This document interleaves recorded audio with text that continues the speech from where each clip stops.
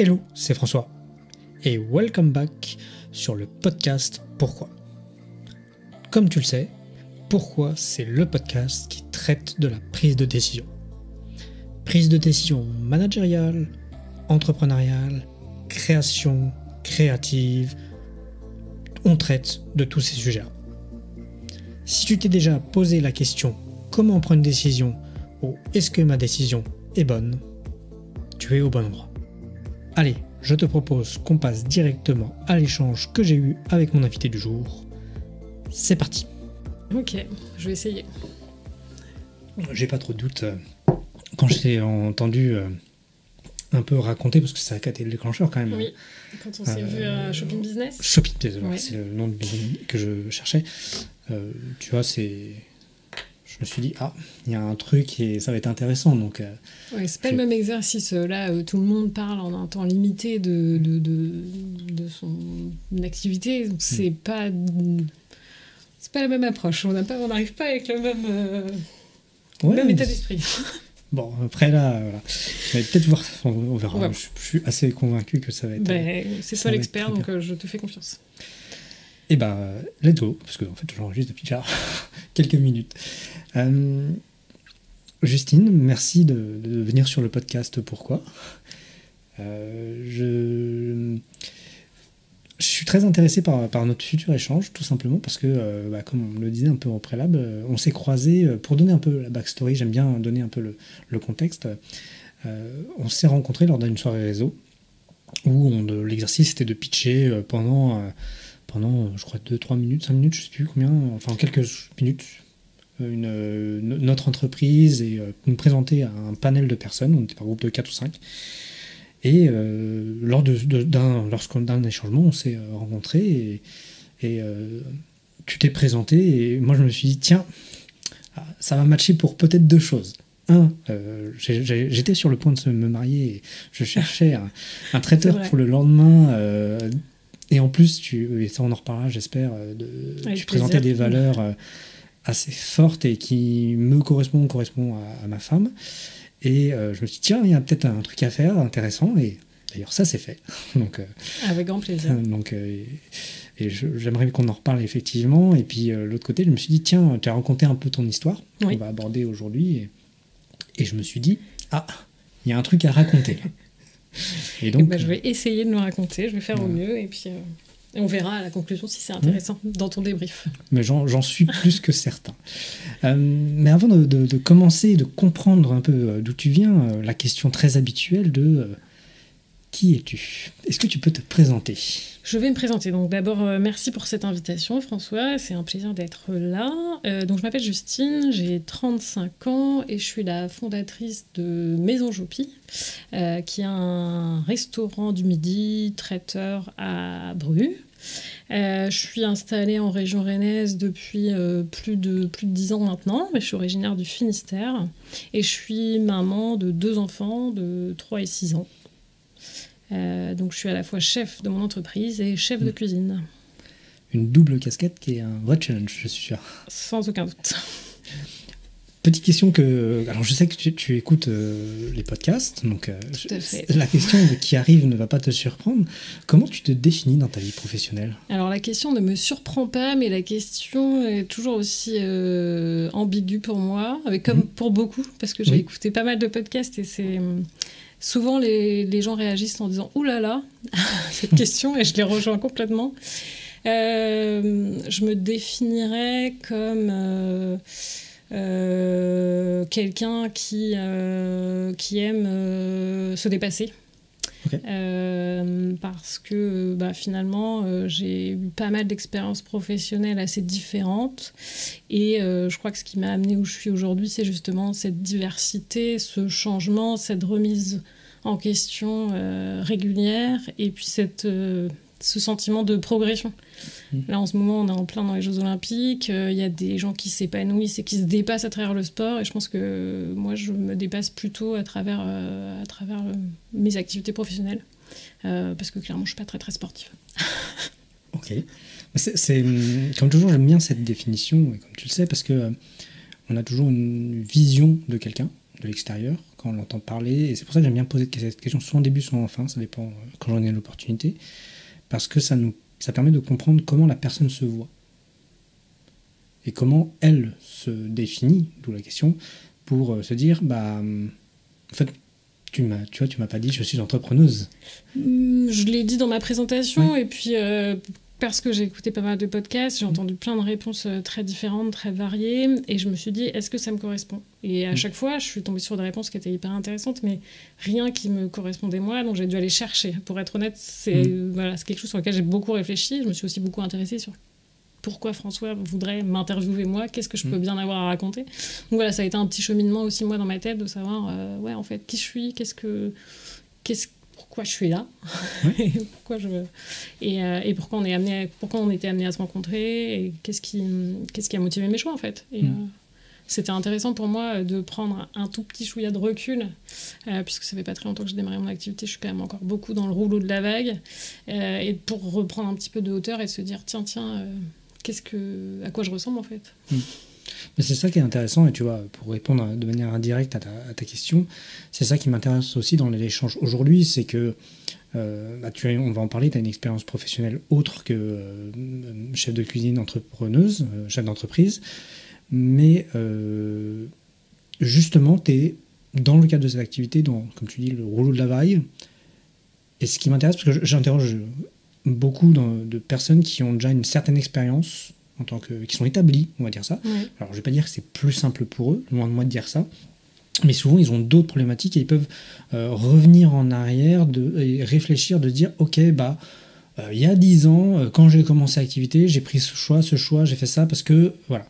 Et c'est très réfléchi et c'est parfois un peu, on va pas dire transformé, parce que forcément, les souvenirs transforment les choses, mais c'est ça qui m'intéresse justement avec toi, c'est aussi de comprendre en partie, parce que c'est qu'une partie du podcast, quand on est dans le rouleau de la vague, comment on fait Et le fait que je sais pas si j'ai une réponse à ces questions. On fait comme on peut, mais avec, je pense, beaucoup moins d'analyse.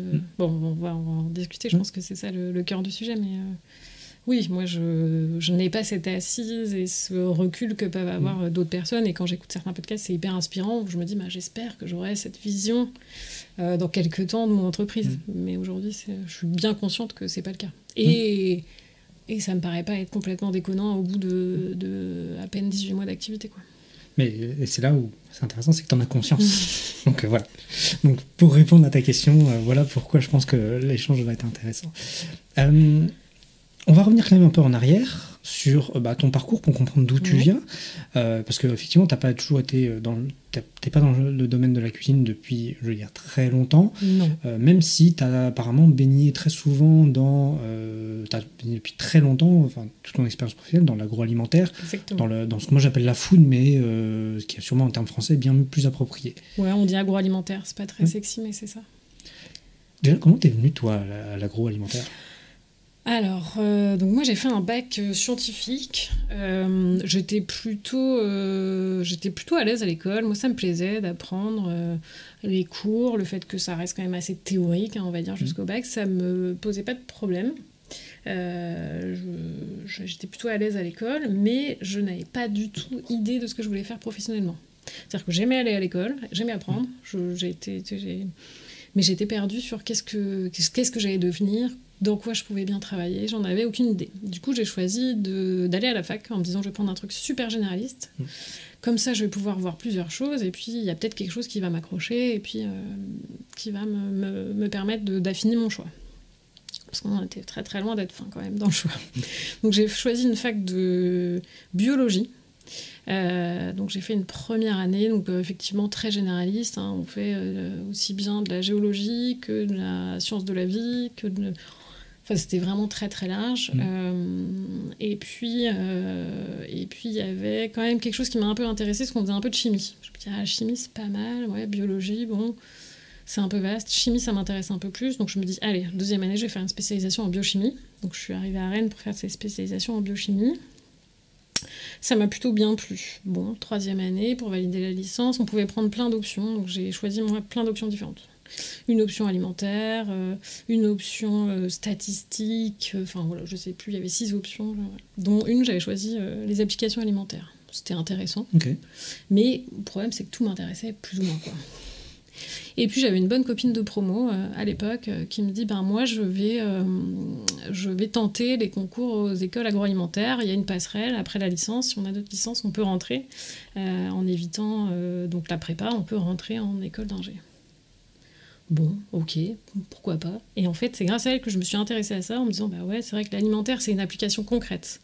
En fait, j'arrivais pas à passer de la théorie de ce qu'on apprenait à quelque chose de concret, un métier associé.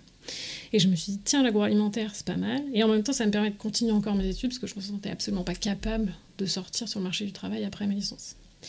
Donc, j'ai passé les concours avec elle. Il se trouve que moi, j'ai été reçue et pas elle. Ouais. Mais voilà, je la remercie pour ça, pour m'avoir guidée là-dessus. Donc j'ai fait une école d'ingé agroalimentaire à Nantes, qui s'appelle Initia.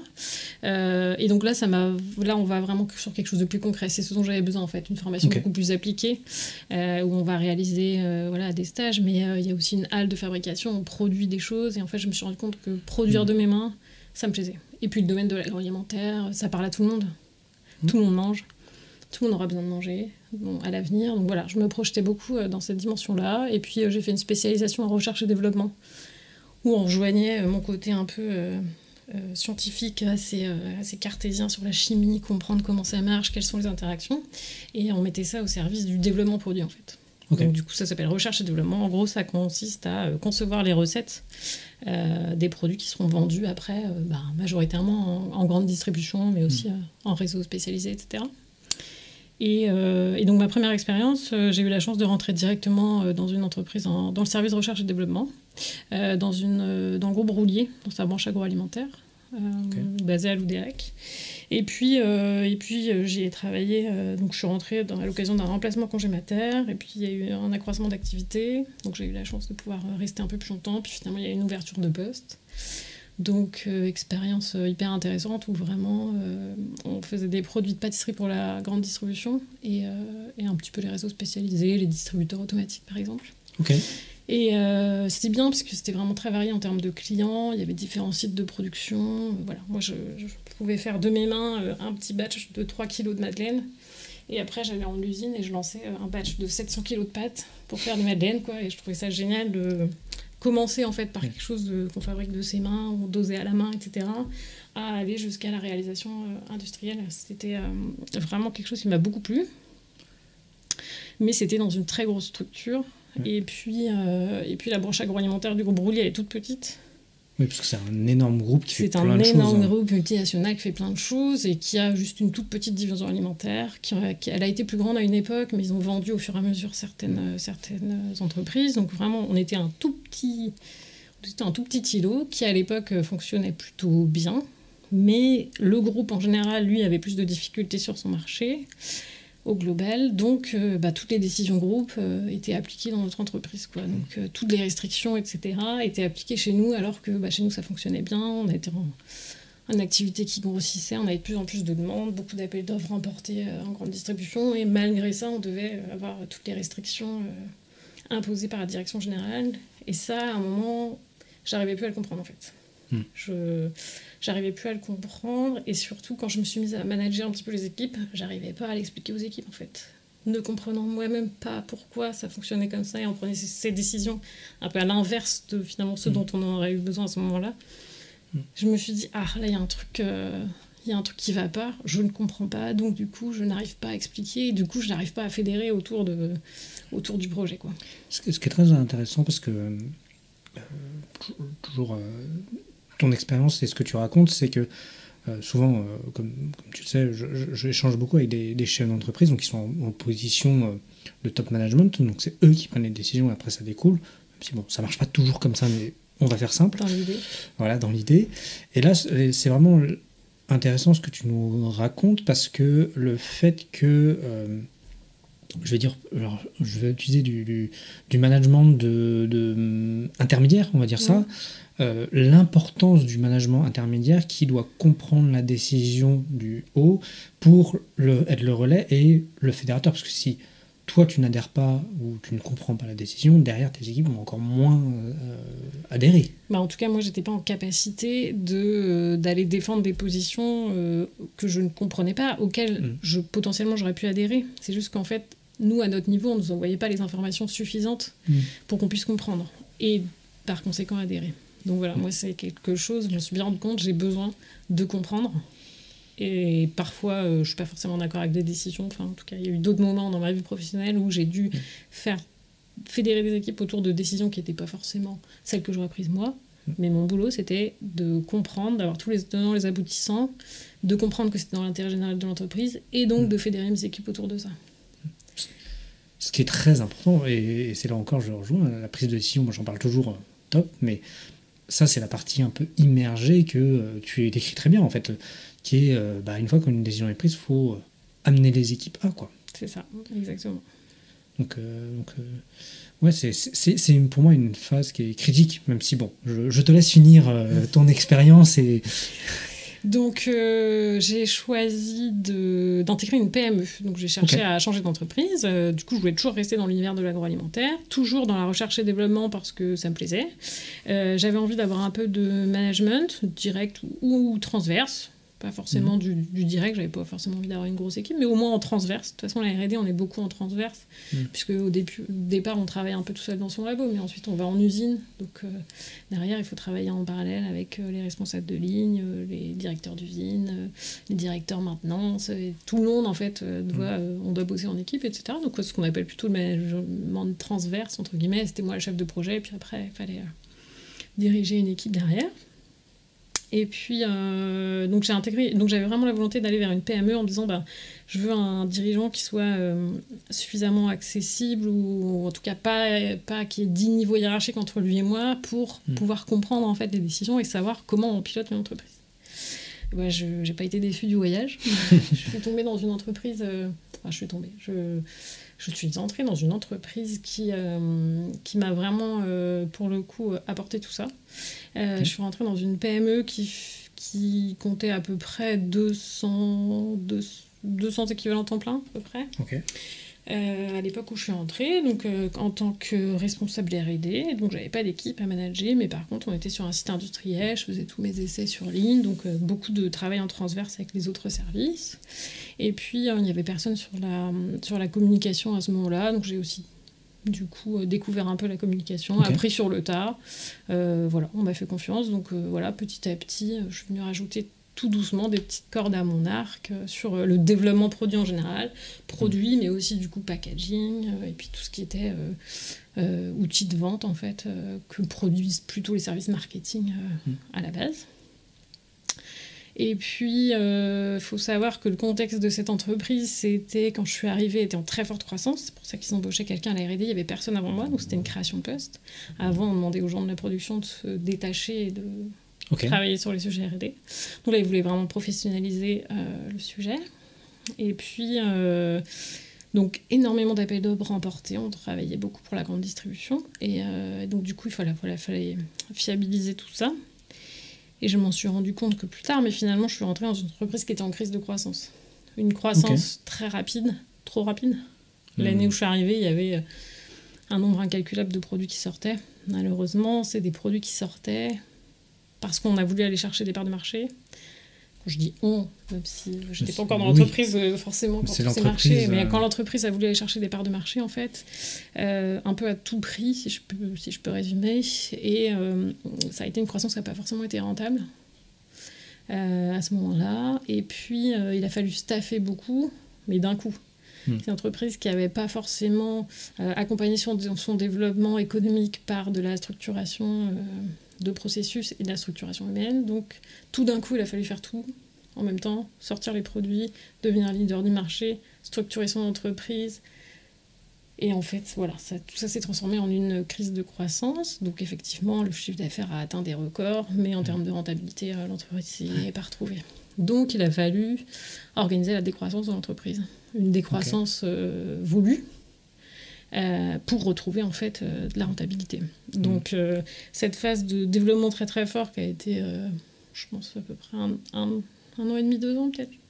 En termes de durée, je ne sais plus trop, mais on va dire, 1 an et demi de croissance très très forte, à devoir répondre à énormément de demandes en R&D, pour finalement arriver dans une deuxième période qui a été la décroissance voulue, assumée, qui a été de se dire ok, qu'est-ce qu'on arrête et pourquoi. Et là il y a un travail de la R&D qui est important, puisqu'il faut analyser chaque produit, travailler sur la rentabilité, donc en partenariat avec la SACHA, sur qu'est-ce qu'on peut optimiser, en partenariat avec la production, pour savoir qu'est-ce qui est le plus intéressant, en partenariat avec toute la partie prévision de vente et puis administration des ventes, pour savoir combien on en vend, etc. Et voilà, c'est tout un énorme travail qui a été fait là-dessus. Et j'ai eu la chance, au fur et à mesure, de travailler de façon de plus en plus proche avec la direction générale. Et donc de participer en fait à toutes ces décisions et après application. Parce que c'est bien beau de décider ce qu'on arrête, mais après il faut s'entendre avec le client, les conditions, etc. La gestion des arrêts.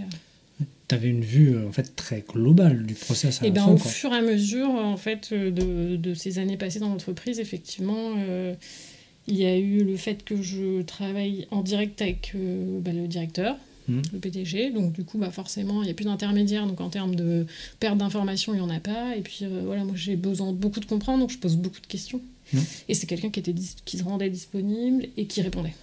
Donc voilà, pour moi c'était un fonctionnement idéal. C'est une entreprise qui avait beaucoup de mal à recruter. Comme beaucoup dans l'industrie. Comme beaucoup dans l'industrie, mais un peu plus que la moyenne, on va dire. D'accord, ok. Et du coup, il fallait pallier à l'absence d'autres personnes dans l'entreprise, en fait. L'entreprise avait des difficultés à recruter, et malheureusement, les recrutés ne restaient pas forcément. Donc du coup, il y avait beaucoup de turnover, en fait. Et du coup, il fallait pallier à des absences, ce qui a été... pour moi, ce qui était une difficulté, mais qui pour moi a été une opportunité à un moment, puisque du coup ça m'a permis d'aller faire des remplacements sur des postes que je connaissais pas du tout, et qui m'a permis en fait de monter en compétences et de toucher à tout, quoi. Je me suis retrouvée à passer un audit IFS, c'est une certification dans l'agroalimentaire, c'était pas du tout mon domaine, j'avais toujours été en contact avec des gens qui faisaient ça, mais j'en avais jamais pris les rênes.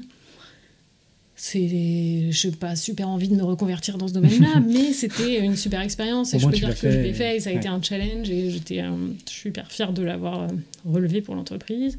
Et puis voilà, de la comptabilité, du système de gestion, un peu de commerce, même si je pense que c'est la partie que j'ai le moins explorée, parce qu'il y avait quelqu'un en place qui était bien pertinent, mais voilà, être au centre de tout ça, pouvoir comprendre en fait les rouages sans rien comprendre parfaitement dans le détail, mais voilà, faire un peu de supervision de toutes ces activités, en fait, c'était hyper intéressant, et c'est là que ça permet, je sais pas comment dire, c'est un peu comme si tout se mettait en 3D et tout se connectait, et puis ça y est. Donc ce qui était une chance pour moi, parce que à partir du moment où j'arrivais à comprendre ce qui se passait, je pouvais même participer aux prises de décision pour l'entreprise. Donc derrière, que je soutienne ou que je soutienne pas la décision à la base, j'ai compris pourquoi on l'a prise. J'ai compris pourquoi c'est la meilleure décision dans l'intérêt de l'entreprise. Donc, pour la faire appliquer après, pour moi, c'est, je ne vais pas dire facile, parce qu'il y a des décisions qui sont difficiles à faire appliquer quand ça touche à de l'humain, et quand on est obligé de se séparer de collaborateurs, c'est jamais des moments qui sont faciles. Mais voilà, j'étais convaincue que ce que je faisais était pour le bien de l'entreprise, donc que c'était la meilleure décision à prendre. Donc, j'arrivais à incarner ces décisions et à les déployer. Ça m'amène à deux questions qui sont un peu parallèles, mais comment, dans une telle entreprise, maintenant que, comme effectivement tu avais un point de vue un peu global, comment dans une telle entreprise, il y a une prise de décision sur on produit ce produit ou pas, on réalise ce produit ou pas. J'ai cru comprendre qu'il y avait des appels d'offres, mais comment on y va? Et deuxième question, mais je te la reposerai, c'est dans ce type de structure, qui est quand même sûrement une direction, une comité de direction, enfin tous ces trucs-là, comment vous preniez une décision de manière plus stratégique sur le groupe? Voilà. Un peu deux questions. Alors, pour un produit, qu'est-ce qui fait qu'on y va ou qu'on n'y va pas? Donc, tous les produits qui sont vendus à marque distributeur, en fait, c'est des appels d'offres. Le distributeur, par exemple, Intermarché, demain, veut lancer une nouvelle soit chocolat, crêpe. Voilà, une nouvelle crêpe. Et donc, du coup, il a envie de lancer une crêpe vendue par 10 sous sa marque de distributeur. Donc, il ne peut pas fabriquer parce qu'il n'a pas d'unité de production qui fabrique ce type de produit. Donc, il fait appel aux différents fabricants sur le marché avec un cahier des charges, en fait. Il va dire, bah voilà, je veux que la crêpe, elle fasse tel grammage, tel diamètre, peut-être. C'est eux qui définissent ça. Qu'elle soit conditionnée par temps. En fait, eux, ils vont faire toute l'étude de marché et identifier un besoin, en fait. Identifier un besoin potentiel pour le consommateur. Okay. Clairement, cette étude, elle est quand même basée sur des produits qui existent déjà sur le marché et qui sont, eux, sortis par des marques nationales. L'entreprise pour laquelle je travaillais avait ses propres marques nationales. Donc, je suis passée dans plusieurs entreprises et souvent, elles ont plusieurs marques qui leur sont propres. Et donc du coup il y a des équipes entières qui travaillent dans les entreprises, des équipes marketing, il y a des catman, etc. dont le travail c'est vraiment d'étudier le marché, de faire des études consommateurs, etc. et de définir les besoins. Souvent la grande distribution, une fois que tout ce travail a été fait, c'est souvent plusieurs années de travail pour les entreprises qui vont après sortir un produit sur le marché, et puis la grande distribution va dire mais tiens, ça marche bien là, c'est une bonne idée. Disons qu'il y a Nutella, ils ont sorti une super pâte à tartiner, on a partout dans les rayons, ça marche bien, et si nous on sortait un peu la nôtre, mais alors on n'aime pas trop l'huile de palme chez Nutella, ouais, tout le monde aime le Nutella mais pas l'huile de palme, bah nous on va demander à nos fabricants s'ils peuvent nous faire un Nutella bis mais sans huile de palme, sur lequel on viendra mettre notre marque à nous. Chez Intermarché, Chabrior par exemple, je sais plus qu'est-ce qu'ils ont comme autre marque. Mais plein de... C'est pour ça souvent qu'on voit popper des produits. Exactement. Et puis après, quelques mois, années plus tard, tu as un produit de marque un peu, qui est souvent moins cher en plus. Ou pas d'ailleurs, ou pas, ça dépend, mais disons que là où l'entreprise elle aura travaillé pendant, admettons, c'est souvent des plans à 3 ans, elle aura travaillé pendant 3 ans sur la définition du marché, le consommateur cible, elle aura fait des études, elle aura fait des prototypes, elle aura fait des tests conso, et ben pendant 3 ans, pour finalement aboutir au bon produit qu'elle va mettre sur le marché, et si ce produit fonctionne bien, le distributeur va dire moi je veux le même. Mais selon mon cahier des charges, donc avec des petites différences souvent, qui leur sont propres. Mais effectivement, il n'y a pas eu ces 3 années de travail où une équipe entière a travaillé sur ce sujet pendant 3 ans. Donc, et tu t'es retrouvé dans les cas où dans une entreprise où il y avait un produit qui avait été sorti, puis après tu as la grande distribution qui vient vers toi et qui te dit on aimerait bien ce produit, ou pas du tout? Si. Ça doit être entre les équipes, ça doit être... il y a des petites... Dans certaines structures, il y a des équipes chargées de la marque, ce qu'on appelle la marque propre, et d'autres équipes chargées de la marque de distributeur. Et du coup, c'est pas évident parce que la marque propre, elle a envie de garder son exclusivité. Oui, mais en même temps, la marque de distributeur, les équipes ont envie de répondre à la demande des clients. Et puis, le commerce... il a aussi envie de vendre des produits, donc si le client distributeur lui dit moi je veux ça, et que son entreprise le fabrique, il va aller piocher dans le portefeuille de son petit copain marque propre, il va dire tu voudrais pas me donner un peu de ton produit pour mon client. Donc voilà, oui, c'est tout un équilibre à trouver dans la prise de décision des entreprises, mais voilà, là j'ai connu ce fonctionnement dans le groupe Roulier et j'ai pas pris part à toutes ces décisions, mais ça se tire la bourre, c'est clair. C'est marrant de se dire que il y a souvent on dit souvent ça dans le textile. Alors, souvent, le textile c'est produit dans des pays autres où on dit tiens, on voit des produits de marque et puis après on voit des produits dégriffés ou un peu low cost et on se dit ça se trouve ces produits en plus dans la même usine, et ce qui est en plus souvent vrai de ce que moi j'en sais en tout cas. Je ne vais pas m'aventurer, je ne suis pas spécialiste du sujet, mais ça me fait penser un peu ça, et c'est très marrant en fait de se dire pratiquement les deux produits à quelques détails près, parce qu'il y a quand même 2 lignes de production soit différentes, soit qui produisent pas la même chose, qui se disent ok, en fait ça sort presque de la même usine quoi. Alors, je sais pas dans le textile parce que c'est un univers que je connais pas du tout, mais oui, dans l'agroalimentaire, ça sort souvent de la même usine. Ça veut pas dire que c'est le même produit, ça peut être fait dans des conditions différentes, ça peut être fait sur la même ligne, mais avec des paramètres de fabrication différents. Il y a énormément de paramètres qui entrent en jeu, et puis une composition de recettes qui peut être un peu différente. Il peut y avoir les mêmes ingrédients, mais pas dans les mêmes proportions, pas intégrés de la même façon. Mais effectivement, c'est des produits qui sortent de la même usine, quoi. C'est très marrant. Et du coup, j'en viens à ma deuxième question, parce que moi, ça m'intéresse aussi de comprendre un peu le fonctionnement des entreprises. C'est alors peut-être plus dans ton expérience où tu as travaillé avec le dirigeant presque de manière directe, pas presque. Bah, comment on prend une décision, alors bien sûr c'est de manière synthétique, hein, comment on prend une décision dans ce milieu-là? Parce que c'est... En fait, pourquoi je pose cette question? C'est parce que souvent, moi quand j'échange avec des gens, c'est souvent des entreprises de service. Du service, c'est assez, entre guillemets, facile. Je ne vais pas non plus dire que c'est très facile, mais c'est souvent assez facile de se dire, bon, bah, on va essayer de faire cette activité-là peut-être en parallèle, qui est connexe, parce qu'on va louer 1, 2, 3 personnes à plein temps, voilà, parce que sur 300, 400 personnes, c'est facile à louer du temps, on peut se permettre un peu de perte. Alors que dans l'industrie, c'est pas juste comme ça. Il y a du bâtiment, il y a des lignes de prod, il y a du savoir-faire, il y a, voilà, il y a du matériel, effectivement. Alors c'est assez. Alors moi je peux parler que de cette expérience-là, qui est peut-être pas vraie. Enfin, je sais pas comment ça fonctionne ailleurs. J'ai pas envie de faire une généralité, mais en tout cas moi ce que j'ai pu connaître, c'est une approche très rationnelle, basée vraiment sur des chiffres, mixée avec une approche très irrationnelle de je le sens ou je le sens pas, de la part du dirigeant qui avait une longue expérience derrière lui et qui connaissait très bien son marché. Et il y a aussi je sais pas comment on peut appeler ça, un feeling, c'est pas le bon mot, ça lui correspondrait pas vraiment, mais en tout cas... Une appréhension du marché. Voilà, et s'il y a un doute, il n'y a pas de doute. Ce que j'en ai retenu, je pense que c'est ça. S'il y a un doute, il n'y a pas de doute. Et des fois, c'est difficile de savoir exactement où est ce doute et pourquoi il y a ce doute, mais souvent quelque chose qu'on comprend dans un second temps.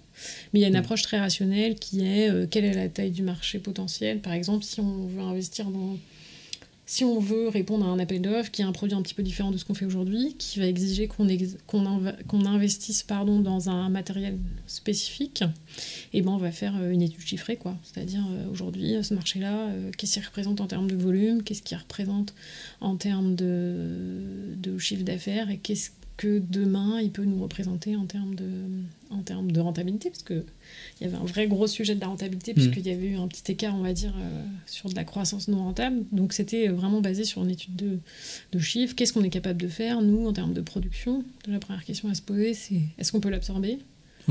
Oui, non. Si on ne peut pas l'absorber, on rentre dans une étude de coût.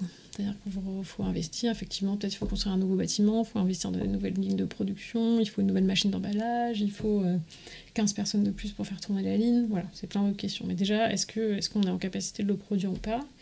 Et après, on met les chiffres dans des cases, entre guillemets, et on regarde combien ça coûte, combien ça peut rapporter. Et puis... Est-ce qu'il y avait des questions aussi, pour peut-être se rapprocher de ton domaine d'expertise, des questions d'un point de vue R&D, c'est-à-dire est-ce que ce produit, on peut le produire? Oui, bien sûr, c'est la première question. Est-ce qu'on sait faire, en fait? Est-ce qu'on sait faire, soit d'un point de vue technique, soit d'un point de vue technique matériel, mais des fois c'est technique process. Il y avait des produits qu'on ne savait pas faire, il y a des produits sur lesquels on répondait systématiquement en appel d'offres, et des produits qu'on ne décrochait jamais. Donc il faut savoir que les appels d'offres, c'est renouvelé, souvent c'est tous les ans. Ça c'est un petit peu allongé, mais il y a certains produits, ça revient tous les ans. Tous les ans, les fournisseurs les distributeurs interrogent leurs fournisseurs pour s'assurer d'avoir le meilleur prix, renégociation éventuelle, et puis optimisation du produit. On est quand même aujourd'hui à l'heure où les gens font attention à ce qu'ils mangent, où ils ont envie de manger des bons produits, de savoir d'où viennent les matières premières, qu'est-ce qu'il y a dans le produit, comment il est fait. Donc il y a beaucoup de retravail, ça c'est vraiment la R&D qui travaille là-dessus, sur tel ingrédient est décrié, comment on peut faire pour le supprimer? Ou bien là, mon produit il a vraiment vraiment beaucoup de sucre, il s'adresse à des enfants, qu'est-ce qu'on peut faire? Aujourd'hui on dit que les enfants mangent trop de sucre, qu'est-ce qu'on peut faire pour diminuer la part de sucre dans ce produit-là? Et ça c'est du travail à long terme, il faut souvent plusieurs années en fait pour réussir à obtenir un produit qui soit aussi bon et aussi apprécié des enfants, tout en étant beaucoup moins sucré. C'est effectivement un travail qu'on connaît peu et que moi je connais très peu sur ces cette approche que en fait un produit se change pas, parce qu'effectivement le constat est qu'on a tous eu un constat de dire trop ce produit qui sort industriel et pas bon parce que trop sucré, parce que chimiquement avec des conservateurs machin bidule, mais en fait il y a quand même du monde derrière, des humains qui ont parfois des envies ou qui sont à l'écoute du monde, et c'est un métier qu'on connaît pas, et qui justement on voit pas trop les impacts et comment le marché évolue. En fait, nous, on a l'impression, quand je parle en tant que consommateur, de se dire tiens, ce produit est pas mauvais, ça doit pas être quand même dur de sortir un produit sans conservateur. Alors en soi, c'est pas très dur de sortir un produit sans conservateur. Tout simplement, on n'en met pas dans sa recette quand on fabrique son produit, et il y en a pas. Le problème, c'est que il va être, par exemple, sur des produits moelleux, des produits du goûter, par exemple, si on achète un mini cake pour ses enfants aux pépites de chocolat, la règle, c'est que ce soit un produit moelleux. On n'a pas envie d'avoir un truc sec comme un cookie. Parce que on achète un moelleux, une pâte molle, une pâte moelleuse, et que s'il n'est pas moelleux, ça ne répond pas aux attentes du client. Donc certes, il n'aura pas de conservateur, mais il sera plus moelleux. Et aujourd'hui, l'écart est trop grand, en fait. Ou alors, il ne va pas se garder, on va l'acheter, il va falloir le manger en 1 semaine. C'est là où ça devient un peu embêtant, parce qu'il met déjà presque 1 mois à arriver dans le magasin, donc sur certains produits, donc il ne peut pas être mangé en moins d'1 semaine. Donc voilà, ça se heurte à des vraies problématiques de consommation, mais aussi de fonctionnement, de logistique, de nos schémas de distribution en fait. C'est là où, tu vois, moi je découvre qu'on n'a pas toute la chaîne, et quand tu me l'expliques, je me dis ça ne doit pas être si simple que ça en fait. Donc, c'est pas simple, sinon ce métier il n'existerait plus en fait. Oui, ou alors tout serait, je veux dire, en Nutri-Score A ou des choses comme ça. Enfin, j'exagère, mais tout serait. Mais en Nutri-Score A, on mangerait plus de pâte à tartiner, le 4 quarts n'existerait plus. Ce qui serait dommage. Ce qui serait un peu dommage. Ouais. Et j'en viens un peu à. Donc, tu nous parlais de ton expérience dans la R&D. Aujourd'hui, toi, c'est un domaine que tu as quitté. Aujourd'hui, donc, comme tu disais, tu es chef d'entreprise. Quel a été ce moment de bascule de te dire, OK, le salariat, j'en ai fini, je veux passer dans le domaine de... Enfin, si ça a été vu comme ça, qu'est-ce qui t'a amené vers l'auto-entrepreneur? Pas du tout, vers l'entrepreneuriat. Et surtout... Pourquoi la restauration ? Alors, c'est pas un cheminement qui s'est fait très très rapidement en fait. J'ai eu plein de petites étapes dans mon process. Donc dans l'entreprise où j'étais, expérience très très riche parce que multi-activité, parce que travail en étroite collaboration avec le PDG et donc participation à la prise de décision, donc je comprenais vraiment les tenants, les aboutissants de ce que je faisais, mais il est arrivé un moment où la collaboration ne pouvait plus se poursuivre, donc on s'est quitté un peu dans la douleur, malheureusement. Enfin, globalement, non, mais on est passé... Voilà, ça s'est fait, la séparation s'est faite un peu dans la douleur. Il se trouve que moi, j'avais choisi d'agrandir ma famille et que c'était pas compatible avec le poste à responsabilité avec lequel j'avais. Donc, voilà, il y a eu un peu des désaccords sur la vision de ma place dans l'entreprise. Et puis, voilà, on a trouvé un accord pour se séparer. Donc j'ai eu le bonheur d'accueillir ma fille en 2021 et puis donc j'ai quitté l'entreprise cette même année dans le cadre d'une rupture conventionnelle en fait. Et donc cette rupture conventionnelle me permettait de bénéficier du chômage, et puis ça a été l'occasion, comme la rupture a été un peu difficile entre guillemets, enfin c'est quitté en bon terme au final, mais il y a eu des petites vagues, on va dire, entre le départ effectif et puis voilà, il y a eu des échanges un peu difficiles, ce qui m'a permis moi vraiment de réfléchir à est-ce que j'ai vraiment envie de retourner dans cette entreprise, et sinon pourquoi, si je la quitte c'est pour faire quoi, qu'est-ce que j'ai envie de faire demain. Le fait d'avoir une certaine sécurité avec le chômage me mettait en position où j'avais pas trop la pression, où je me disais je peux prendre le temps, c'est le moment de ma vie où il faut que je prenne le temps de réfléchir à ce que je veux faire. Il se trouve que du coup, je faisais plus de R&D ou quasiment plus dans l'entreprise, puisque j'avais pris des fonctions plus de supervision, de management, et du coup, je me suis dit, tiens, ça me manque quand même de pas revenir à un peu de production, de fabrication. J'ai envie de faire un truc de mes mains. Bon, qu'est-ce que je sais faire ? Je réfléchis à mon expérience professionnelle, je me dis, 10 ans d'industrie, qu'est-ce que je sais faire de l'industrie ?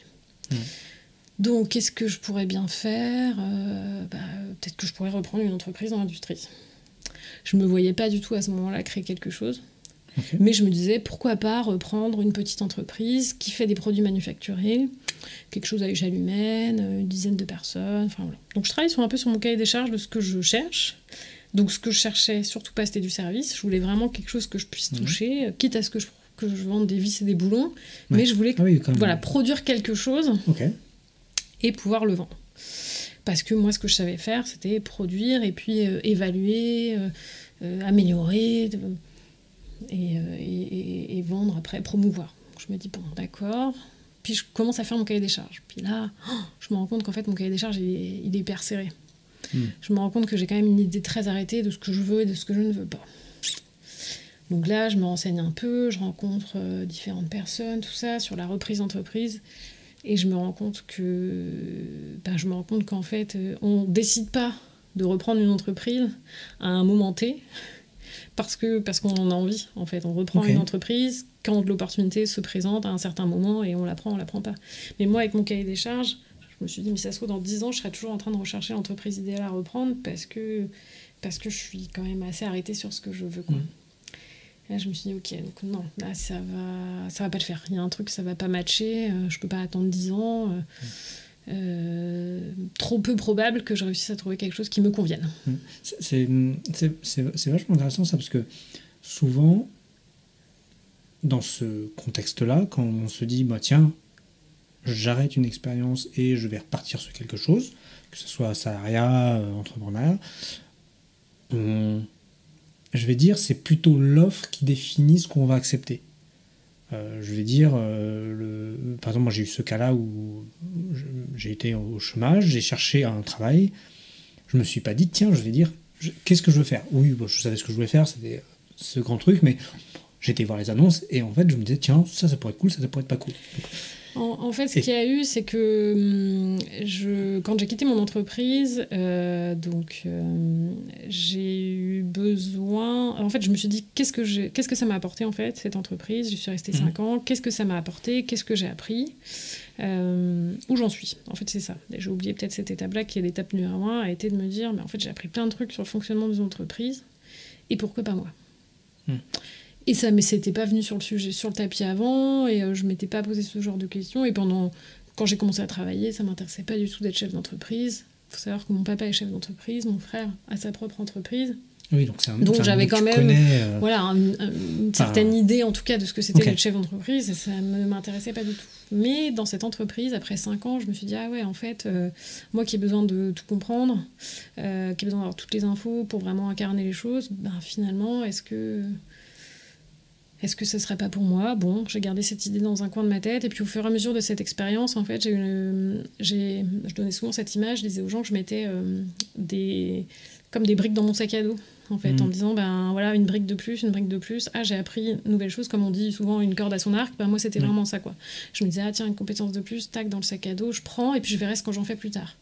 Effectivement, quand du coup j'ai dû quitter cette entreprise, sans que ce soit mon choix de base, ça l'a été finalement, mais en tout cas ça s'est un peu imposé à moi de par la situation, et du coup je me suis dit, tiens, ce sac à dos là que j'ai rempli au fur et à mesure, qu'est-ce qu'on peut en faire, qu'est-ce qu'il y a dedans, tac, je l'ouvre, je sors, puis là je sors, je me dis qu'il y a quand même pas mal de briques, même si ça restait une approche superficielle et que j'étais loin de maîtriser tous les sujets, mais je me dis que j'ai quand même un peu touché à tous les rouages de l'entreprise.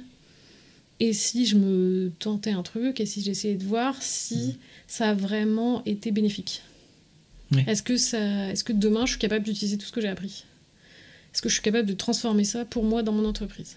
Tac. Et là, l'idée arrive, le défi, le truc, je me dis, allez, je me suis aussi rendu compte en faisant la rétrospective que j'avais quand même beaucoup changé de poste, de responsabilité, de management, et qu'en fait, je m'épanouis assez là-dessus, dans cet environnement assez changeant, on va pas dire instable, parce qu'on cherche toujours la stabilité dans chaque position, mais finalement, dès que j'ai atteint la stabilité, je saute sur un autre sujet ou un autre poste. C'est ça. Donc je me suis dit, en fait, finalement, j'aime assez ça, l'instabilité, le risque, comme on dit plutôt le risque. Je me dis, allez, c'est l'occasion que jamais. La situation fait que là, j'ai eu l'impression que c'était mon moment, quoi. Même si au niveau de la conjoncture, etc., tout le monde disait, oh là là, créer une entreprise, en plus de, pas de service justement, mais de production de produits manufacturés, oh là là, quelle idée. 2021... C'était la crise. Encore, ouais. Encore, ouais. Donc, là, on était en 2021, on commençait à parler des PGE non remboursés, des entreprises qui allaient fermer. Et puis moi, j'arrive en disant, je voudrais créer la mienne. Et donc, tout le monde me dit, c'est vraiment difficile. Bon. Et puis voilà, je me suis dit, ok, en fait, je vais créer mon entreprise, mais je ne vais pas créer une industrie. En fait, je suis revenue un peu sur un truc. Je me suis dit, j'arrive pas à reprendre une entreprise comme j'avais imaginé, c'est pas possible.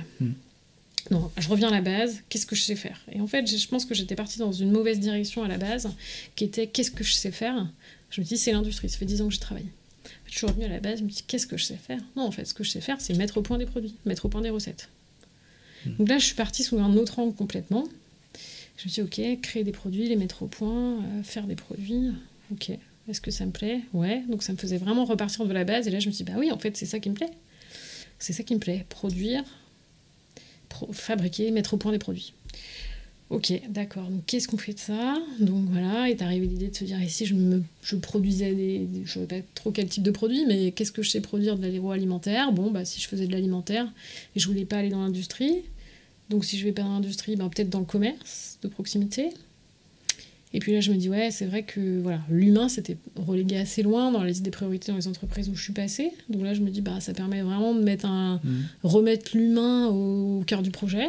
Je me dis, il y a un truc qui me plaît bien. Et en plus, il se trouve que quand on développe des produits pour la grande distribution, on rencontre jamais son consommateur final.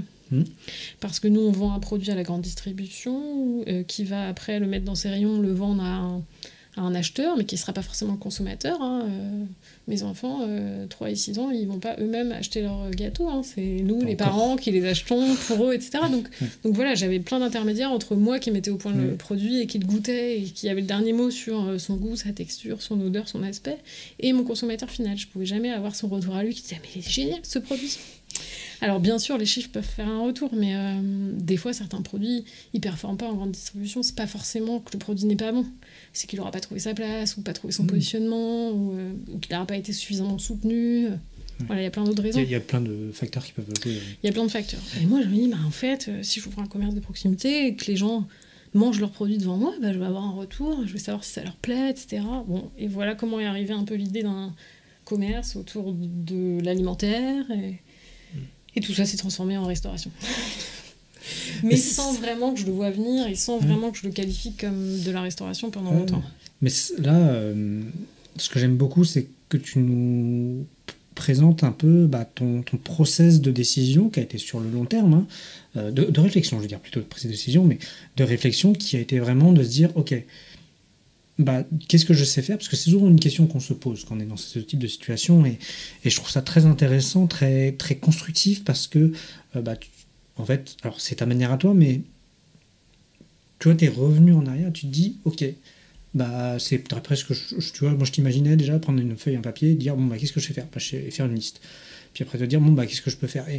Et voir comment tu as avancé dans une direction, puis tu t'es dit, en fait, je suis en train de me tromper, ce qui est déjà compliqué à ce rendre compte. Donc je vais revenir en arrière et je vais revenir à la base de la base. Et qu'est-ce que je sais faire? Et puis après, quelle est ma volonté? Et de rapprocher ces points-là, ce qui est extrêmement compliqué. Parce que c'est vraiment une réflexion, il faut prendre le temps, il faut bien se connaître, il faut pouvoir dire, et je suis le premier à en témoigner, pouvoir dire qu'est-ce que j'ai envie de faire. Moi, j'aimerais pas qu'on me pose cette question, par exemple. Voilà. Aujourd'hui, souvent, c'est dire, je sais pas. Et pour évoluer, pour arriver à une idée, quelle qu'elle soit, mais donc toi ça a été un restaurant, mais un restaurant un peu différent, pas tout à fait un restaurant, je pense on va en discuter, et arriver à une idée quand même assez précise et se lancer dedans. Parce qu'une fois qu'on a l'idée, il faut se lancer. Donc je trouve que c'est vachement constructif et vachement intéressant de comprendre ça, tu vois. C'est un cheminement qui a été hyper intéressant. Prendre le temps de s'analyser un petit peu. Voilà, c'était hyper intéressant et ça permet aussi de se valoriser. En fait, on prend pas, je pense, suffisamment le temps de se dire attends, qu'est-ce que je sais faire, qu'est-ce que j'ai réalisé, parce qu'on réalise des choses, qu'on entreprenne ou qu'on soit salarié ou qu'on est même dans la sphère privée, il y a plein de choses qu'on réalise et on devrait prendre un peu plus de temps de se dire c'est vachement bien ce que j'ai fait. Donc voilà, j'ai eu la chance d'avoir cette période où j'ai pu le faire. Après, effectivement, on rentre dans la phase de réalisation, j'ai une idée, voilà un peu ce que j'imagine, qu'est-ce que je fais. Donc moi, j'imaginais pas du tout un restaurant. Aujourd'hui, je suis obligée de me rendre à l'évidence. J'ai un restaurant du midi. Je pense qu'on peut pas l'appeler différemment. Et avec une activité traiteur à côté, voilà, l'idée, c'était plus d'avoir une boutique, en fait, au départ. C'est pour ça que mon lieu était un peu un hybride. À la base, je pensais faire de la vente à emporter. Et pas forcément faire manger les gens sur place. Et en fait, finalement, je me suis rendu compte, si je voulais avoir le retour, il fallait qu'ils mangent chez moi, avec moi presque. Je vous rassure, je ne m'assois pas à table avec les gens, mais pour les observer et les questionner. Mais voilà, j'ai la chance d'avoir une cuisine ouverte chez moi. Toutes les personnes qui sortent, je m'assure que, en tout cas, je les questionne pour savoir si ça s'est bien passé, si ça leur a plu. Et ça, c'est génial, en fait. Et aujourd'hui, j'adore avoir cette partie restauration du midi. Mais pour pas rester dans quelque chose de trop redondant entre guillemets, je mets beaucoup d'énergie aussi à développer la partie traiteur que je trouve hyper intéressante, où là vraiment alors c'est différent parce que les gens ils consomment pas chez moi, c'est des prestations qu'on va livrer pour des particuliers comme toi, pour des professionnels, voilà. Que ça peut être un plateau repas en entreprise, ça peut être un repas pour un déjeuner de famille, ça peut être un mariage, un repas pour un mariage, un retour de mariage, un baptême, etc. Mais du coup, chaque situation est différente, chaque lieu est différent. Chaque demande est différente. En fait, nous, on n'a pas d'offre standard, on fait vraiment tout à la carte. Du coup, ça permet à chacun d'avoir quelque chose d'unique, en fait, d'avoir une proposition unique. Et ça, c'est pour moi, qui suis en cuisine, hyper riche, parce que je peux me faire plaisir à proposer des choses et à tester des choses nouvelles régulièrement. Et puis pour les gens, il y a aussi ce côté moment unique. Leur moment, forcément, l'événement, c'est souvent des événements joyeux et heureusement, est unique. Et puis, voilà, nous, accompagner ces moments uniques, c'est important aussi. Et c'est hyper réjouissant. J'adore travailler sur ces projets-là. Et comment on devient... parce que tu faisais de la R&D, je suppose que tu n'es pas arrivé du jour au lendemain, tu n'as pas trouvé un local, tu t'es pas mis en tant que chef. Non, pas du tout. Comment on fait on travaille cette reconversion, puis ce qui m'a amené aussi à penser, est-ce que ce que tu disais, parce que tu vois, tu parles d'un restaurant du midi, ce qui n'est pas courant, parce que souvent on va au restaurant le soir, de la livraison, en plus personnalisée. Et ce qui m'intéresse, c'est de comprendre en fait un peu comment on devient chef, enfin cuisinier, chef, on met le terme qu'on veut, et surtout comment on se décide un peu tiens, moi j'ai envie de faire que du midi, ou j'ai envie de faire ce type de produit. Voilà, tu vois, c'est... Comment toi t'en es arrivé dans ta réflexion ? Alors en fait, quand je me suis dit que j'allais me reconvertir dans une activité autour de la restauration, je savais pas exactement quoi, mais en tout cas un commerce de proximité autour de la restauration. Voilà où j'en étais dans ma réflexion. Je me suis dit ok, donc c'est pas mon métier, mais moi j'avais fait des études longues, j'avais fait 3 ans à la fac, plus 3 ans en école d'ingénieur. J'avais clairement pas envie de retourner à l'école. Il y avait un truc que je savais, c'est que je voulais pas retourner à l'école. J'ai fait suffisamment de temps à l'école, ça m'a plu, mais j'avais pas envie. Donc, comment je fais pour quand même me former, me préparer à cette nouvelle activité sans retourner à l'école ? Comme j'étais au chômage, je pouvais disposer d'un dispositif en fait qui s'appelle les périodes d'immersion. Je sais plus comment ça s'appelle, période de mise en situation en milieu professionnel, pour être exact. Et on peut en réaliser autant qu'on veut. pour une durée de 2 semaines maximum, pour éviter que les entrepreneurs profitent de cette main-d'œuvre gratuite, en particulier dans le secteur de la restauration, ça peut se comprendre. Il ne faudrait pas que les entreprises multiplient et gardent 3 mois, 6 mois quelqu'un en période d'immersion. Ça ne serait pas très cool. Donc j'ai fait des périodes d'immersion. Donc j'ai fait dans différentes structures, parce que je ne savais pas exactement, mon projet à ce moment-là n'était pas encore très finement défini. J'étais sur un commerce de bouche de proximité. Quelque chose autour de la restauration parce que je voulais transformer, mais voilà, ça restait un peu flou. Du coup, je suis allée faire des périodes d'immersion. Donc, j'ai commencé dans un restaurant pur parce que dans mon parcours dans l'industrie agroalimentaire, j'avais travaillé avec un chef qui a vu son propre restaurant, qui était venu travailler dans l'industrie et puis qui finalement avait quitté l'entreprise, le groupe Brouillet, en même temps que moi pour finalement reprendre son resto d'origine. Donc, je me dis, début de l'histoire, obligé, il faut que je le contacte et que je vois si je peux commencer chez lui. Donc, j'ai commencé par un stage chez lui. Donc c'était la première fois que je mettais les pieds dans une cuisine professionnelle. Parce qu'on a un laboratoire dans l'industrie, mais c'est pas une cuisine professionnelle. Pas du tout la même chose. Première fois que je mettais les pieds dans une cuisine professionnelle, le premier jour, il me dit « Justine, on fait une blanquette de veau. » D'accord, ok, très bien. Bon, j'ai déjà fait des blanquettes de veau à la maison pour ma famille, mais... Quand il faut en sortir 30. Là, j'étais un peu désarmée. Je me dis « Ah bon, oui, allez, c'est toi qui la prépare. Ce sera le plat du jour. » D'accord, ok. Et donc voilà, il m'a accompagnée, mais en fait, dès le premier jour, il m'a dit, voilà, en fait, t'es venu pour voir ce que c'est le métier de de cuisinière, tu vas cuisiner, en fait, c'est exactement ça qu'on fait. Et en fait, comme on se connaissait, il m'a fait pleinement confiance. J'ai passé 2 semaines, mais absolument formidables. Mon premier jour, j'étais un peu perdue en me disant, mais ça se trouve, ça va pas me plaire, parce que c'était aussi une option. Je me dis, ça se trouve, j'ai imaginé un métier, j'ai imaginé un quotidien qui ne correspond pas du tout à la réalité, en fait, qui va pas du tout me convenir. Bon, au bout de 2 semaines, j'étais convaincue qu'en fait, j'étais hyper à l'aise dans une cuisine et ça me plaisait en fait. C'était vraiment mon univers. Et voilà, j'ai passé 2 semaines extra. Il m'a fait confiance sur plein de choses. J'ai pu toucher à tout. Il m'a fait faire des cuissons minutes. Enfin, plein de choses que j'ai pas fait après dans les autres restos et que les stagiaires ne font pas en vrai dans les restaurants. Une vraie chance. Là où il faut vraiment avoir un certain savoir-faire. Et voilà, et là, le fait que voilà, donc c'était une super porte d'entrée pour moi. Et après, j'ai fait d'autres périodes d'immersion, donc soit dans des restaurants. J'ai été en fromagerie aussi, parce que voilà, commerce de bouche. Et, j'ai été dans une épicerie traiteur, parce que je ne savais pas trop. J'hésitais à avoir une partie épicerie en me disant je pourrais transformer une partie de l'épicerie en produits élaborés que je pourrais vendre. Bon, il s'est avéré que je n'ai pas du tout aimé le côté épicerie. Pas du tout. J'ai fait mon stage avec un petit peu la partie épicerie et un petit peu la partie traiteur. Et en fait, j'ai pas du tout aimé la partie épicerie. Pour le coup, ça me correspondait vraiment pas. J'ai pas du tout trouvé ma valeur ajoutée. Finalement, on passe beaucoup de temps sur des questions de logistique, d'approvisionnement. Mais en fait, on n'apporte pas de valeur ajoutée. Et donc voilà, en fait, moi, ce qui me manquait, c'était clairement la transformation, ma valeur ajoutée, mon action. Qu'est-ce que j'apportais, et je me suis rendu compte que l'épicerie ça me correspondait pas, donc j'y suis pas allée. Et voilà, donc en fait c'est ces périodes d'immersion en fait qui m'ont permis de voir différentes choses. Je suis allée dans différents restaurants avec différents types de cuisine, différents profils de chefs aussi, des purs produits de la restauration qui ont commencé à 14 ans leur parcours dans la restauration et qui ont toujours fait que ça, et puis des gens qui avaient fait des reconversions comme moi et qui du coup avaient des parcours un peu différents et du coup une approche de la cuisine un peu différente.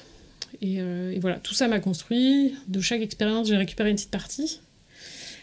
Soit des techniques, soit des produits, soit des matières premières, soit des fournisseurs avec qui travailler. Tac, j'ai regroupé tout ça pour moi, en fait, mettre tout ça à ma sauce et puis créer mon concept. Ok.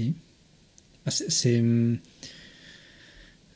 un retour d'expérience que j'aime beaucoup parce que en fait ça appuie sur 2 choses que je trouve fondamentales quand tu vois je t'en dire, c'est que tu as pris le temps.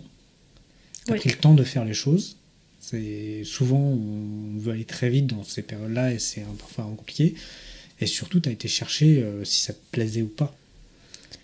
De savoir, tu vois, tu as été vraiment testé dans le cœur du métier de dire ok, ça est-ce que j'aime ou pas. Tu t'es pas juste imaginé et tu t'es dit bon je vais tester, puis en fait quand tu commences l'entreprise tu te rends compte 3 mois plus tard que en fait t'aimes pas trop ça mais t'es dans le truc quoi. C'est ça. Alors déjà c'est lié au fait que je suis assez carré, je suis ingénieur donc j'aime bien les carrés qui vont bien dans les petites cases, etc. Donc j'y travaille, j'essaye vraiment de m'assouplir, mais je suis plutôt comme ça de nature, donc en fait c'est assez cartésien quoi. J'ai envie de faire ça, est-ce que c'est vraiment comme ça? Oui, non. Et est-ce que question 1 et question 2, est-ce que ça me plaît? voilà, j'avais besoin de cocher ces cases-là en fait pour continuer à avancer. Et puis, contrairement à d'autres activités, moi j'ai une activité qui demande un local, du matériel, des investissements qui sont assez conséquents. Donc je pouvais pas non plus partir à l'aveugle en me disant si ça me plaît pas, au bout de 3 mois j'arrête en fait. Parce que tu signes un bail, tu t'engages pour un local, t'achètes du matériel. Moi j'ai embauché une salariée, j'étais pas toute seule non plus à démarrer tout ça. Et puis c'est un investissement conséquent, on prend des risques. Non, je voulais mettre toutes les chances de mon côté, toutes les chances c'est pas possible, mais un maximum de chances en tout cas de mon côté pour que ça marche en fait. Aujourd'hui ça fait 18 mois? Pas encore, mais pas loin. Pas loin de 18 mois d'activité. Ce qu'on disait tout au début du podcast, t'es plus dans la première année, mais t'es encore, comme tu disais, dans le creux de la vague, donc ça va sûrement très vite, tout va très très vite. Comment et alors, je sais que la question que je vais te poser est extrêmement compliquée parce que je l'ai été dans cette creux de vague pendant plusieurs années et je sais que c'est dur de prendre cet extérieur, mais comment tu le vis, en fait, ce creux de la vague? Parce que c'est intense, en fait. Alors, c'est très intense, mais en même temps, moi, j'aime l'intensité. Okay. Donc, heureusement que c'est intense. Là, on est dans une période...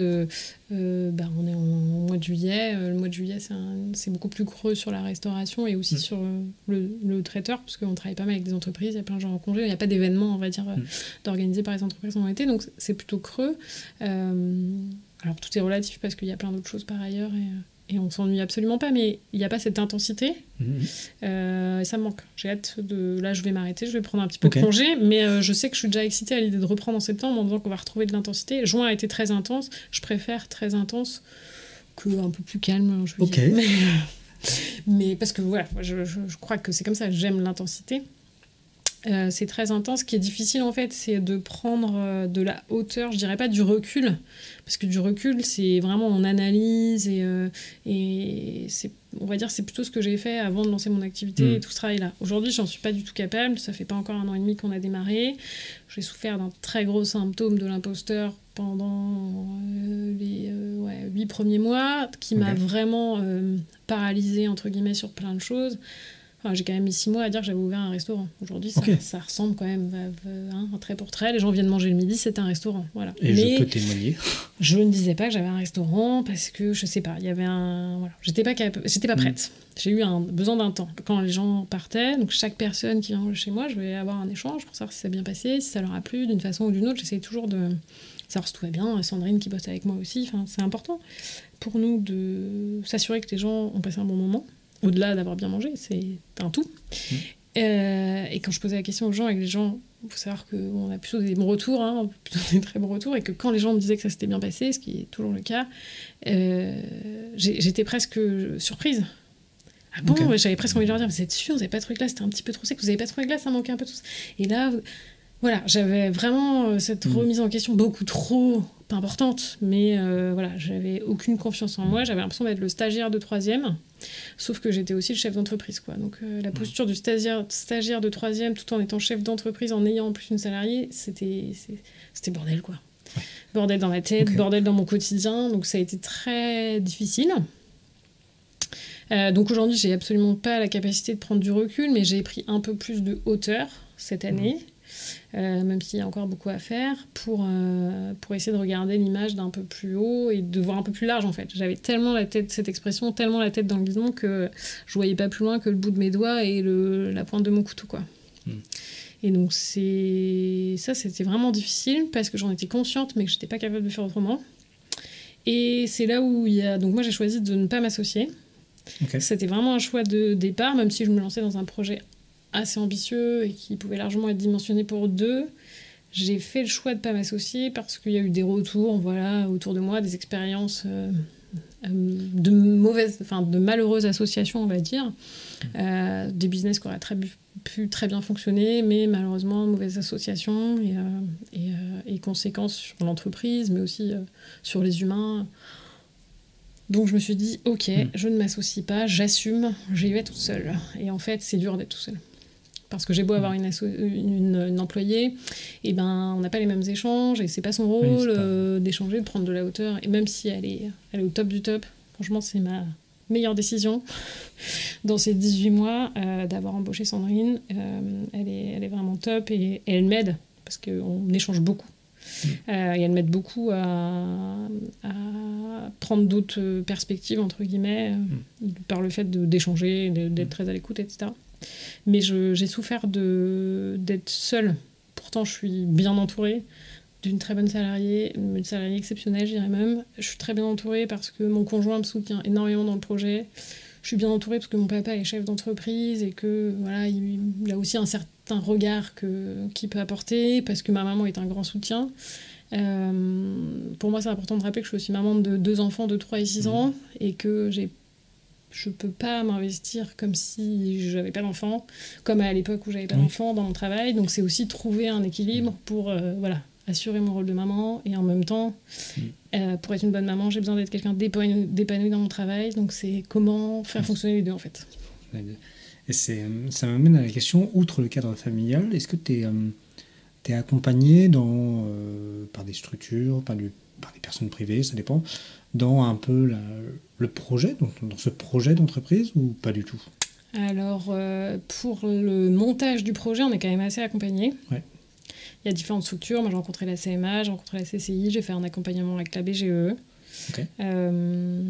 Donc, c'est des choses qui m'ont aidée à construire mon projet. Par contre, une fois qu'on se lance, on est tout seul. Moi, l'accompagnement de la CCI, depuis que j'ai ouvert, il n'y en a plus. Même s'ils proposent des choses, en fait, c'est pas adapté à mon besoin, on va dire. Okay. J'ai rien trouvé d'adapté à mon besoin. Donc ça, je trouve ça difficile. Et j'aimerais bien avoir un accompagnement et un regard extérieur qui m'aide à piloter. Mais symptômes de l'imposteur, tout ça, je savais pas ni qui démarcher, ni pourquoi, en fait. Je savais pas exactement pourquoi j'avais besoin d'avoir cet accompagnement. Donc, démarche en cours. Okay. Démarche en cours, ouais. Ça m'aiderait beaucoup, je pense, mais c'est un certain pas à franchir. Et puis, autant j'ai fait un très très bon choix de salarié, autant j'ai pas fait un bon choix de cabinet comptable. Et du coup, ça m'a aussi beaucoup refroidi. Oui.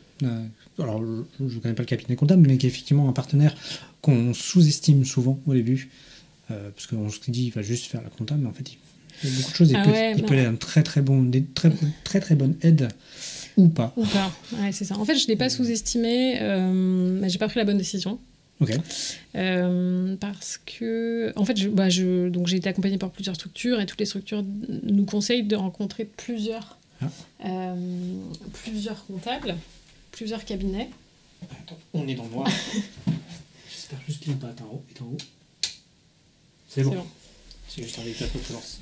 On est reparti. Et donc j'ai rencontré 3 cabinets comptables à qui j'ai présenté mon projet, etc. Il y a 2 cabinets qui s'est bien passé, qui en a fait un 2e rendez-vous. Et j'ai eu un mal fou à choisir mon cabinet. Et j'arrivais pas à me décider, les propositions étaient équivalentes, la relation avait été équivalente avec les 2.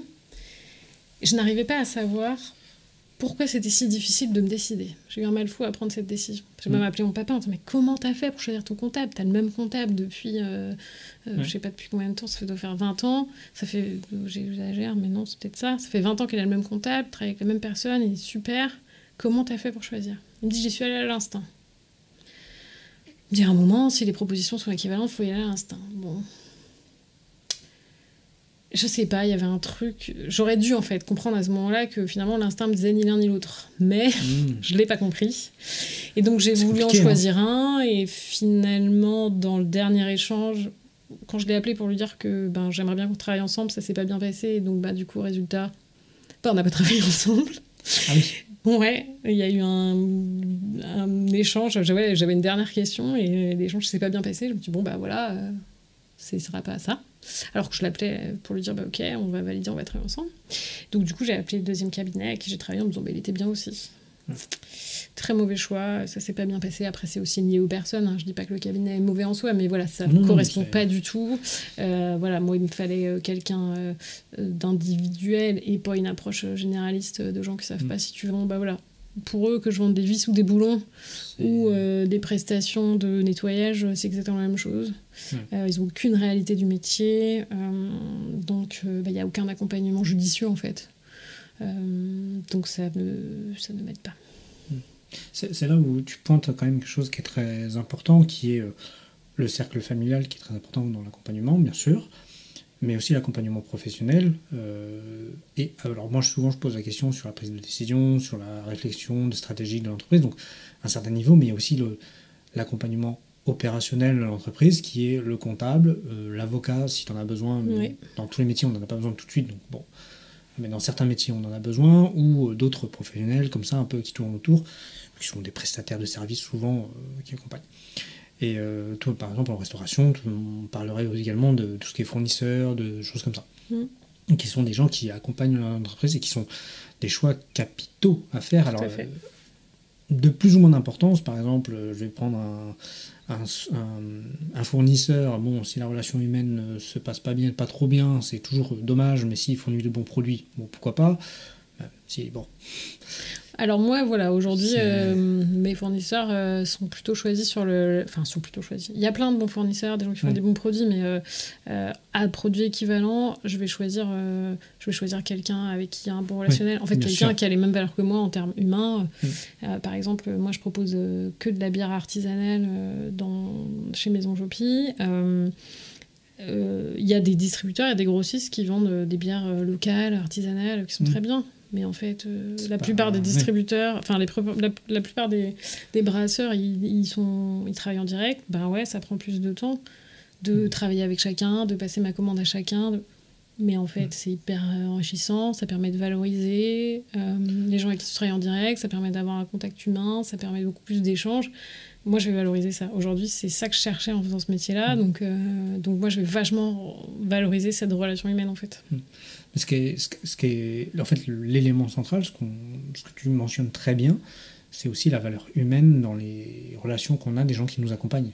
Parce que si ça se passe pas bien, ou si c'est pas un bon fit, en fait, donc une bonne appréciation, on va dire, pour les Français, bah, ça peut vite dégénérer, quelle que soit la compétence autre de la personne, qui peut être quelqu'un de très compétent, mais donc c'est important de bien s'entourer. Tu vois, quand tu me parles de ça, je retiens que c'est important de bien s'entourer et malheureusement on fait pas les bons choix, comme tu viens de le dire, mais c'est pas irréversible. Voilà, ça arrive. J'ai pas été. Le choix a été difficile et la prise de décision, pour le coup, a été vraiment difficile. Et je ne savais pas pourquoi. Et aujourd'hui, je sais pourquoi. Donc demain, je sais ce que je cherche et ce que je ne cherche pas. Donc forcément, je cherche à. Tout le monde l'aura compris, à changer de cabinet comptable.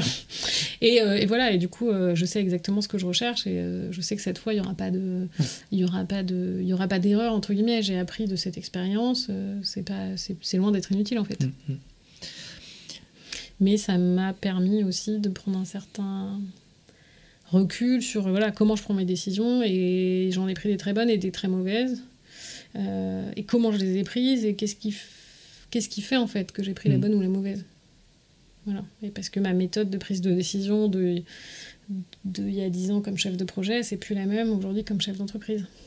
Oui.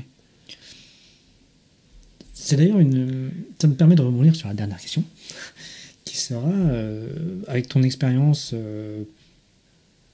de chef d'entreprise et ton expérience en amont, bien sûr, si tu devais donner un conseil sur...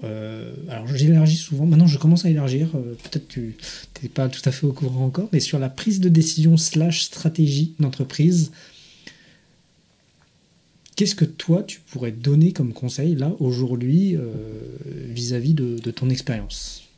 Je me sens pas du tout en position de donner un conseil, mais je peux partager, moi, mon ressenti. Ok, très bien. Je verrais pas ça comme un conseil, parce que je sais pas du tout si ça s'appliquerait pour quelqu'un d'autre, et si ça se trouve, c'est pas un bon conseil, parce que j'ai pas assez de recul pour savoir si finalement c'était une bonne idée. En tout cas, moi, mon expérience, c'est que avant, c'est un peu binaire, hein, c'est pas vraiment comme ça, mais disons que là où je prenais pour prendre une décision, j'avais besoin d'avoir tous les éléments sur la table. Voilà, il y a un sujet, on doit prendre une décision, enfin, on doit étudier, on doit faire un choix stratégique, une orientation. Tac, je prends ma feuille, mon crayon. Et je liste et je note et j'analyse des chiffres et je mets des choses dans des cases. Et une fois que j'avais bien rempli toutes les cases, en tout cas que j'ai bien fait le tour de tout le sujet, que j'ai vraiment récolté aussi. Moi, j'aime beaucoup récolter beaucoup d'avis, beaucoup de visions. Ok. C'est hyper intéressant. Des fois, ça permet d'amener un nouvel angle de vue qu'on n'avait pas vu. Et finalement, des fois, nous, on voit 20% du sujet. On a un angle de 20%, quand quelqu'un d'autre va avoir un angle de 80%. Forcément, en changeant d'angle, des fois, on change son fusil d'épaule et c'est super judicieux, quoi. Donc, voilà, je collectais un maximum d'avis. Bon, bah là, je peux pas collecter les avis des gens autour de moi parce que je suis toute seule. Donc, c'est là où c'est différent. Enfin, voilà, évidemment, je collecte l'avis de Sandrine, de mes proches, mais c'est différent. C'est pas des avis... comment dire... objectif, carré, documenté, factuel. Oui, parce qu'ils sont pas au cœur de l'action comme moi je peux l'être, il y a que moi qui le suis. Donc je peux plus raisonner comme ça. Donc il y a eu un moment où j'étais un petit peu coincée en me disant bah ouais mais en fait j'ai pas tous les éléments donc je peux pas décider. C'est impossible en fait, on peut pas être chef d'entreprise et ne pas prendre de décision. Tous les jours on doit prendre des décisions. Qu'est-ce qu'on met au menu aujourd'hui, qu'est-ce qu'on propose à nos clients la semaine prochaine comme plateau repas, enfin des choses simples mais aussi des choses plus stratégiques là on veut aller chercher tant de chiffre d'affaires supplémentaires en croissance, comment on va le chercher, sur quel segment et qu'est-ce qu'on met en place pour aller chercher. Et j'ai toujours cette approche assez